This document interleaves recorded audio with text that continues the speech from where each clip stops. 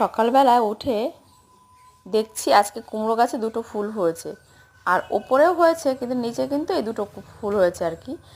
আর এটা কিন্তু আমার ঘরের আছে ডান দিকটায়, যেখান দিয়ে আমার আঙুর গাছটা উঠে গেছে, ওইখানেই কিন্তু কুমড়ো গাছটা লাগিয়েছিলাম। ভাবিনি গাছে কুমড়ো হবে, তো বড় একটা কুমড়ো কিন্তু হয়েছে। আর আজকে দুটো ফুল ফুটেছে নিচের দিকে, আর যে ফুলগুলো উপরে ফুটেছে সেগুলো কিন্তু নাগাল পাওয়া যায় না। তো এই ফুলগুলো দুটো তুলে নিচ্ছিলাম। আর ওদিকে আমার কাকি শাশুড়ির বাড়িতে যে মহিলা রান্না করেন, উনি বলছিল যে বৌমা ফুল কী করবে।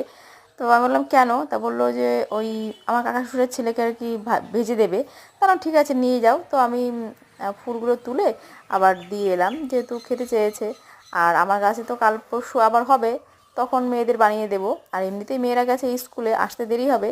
তো থাক, আজকে আর বানাবো না, আবার যখন দু চারটে বেশি ফুটবে সেই দিন মেয়েদের বড়া বানিয়ে দেবো। তো আমি এই ফুল দুটো নিয়ে আমি এবার দিতে গেলাম, যে দিয়ে আসি।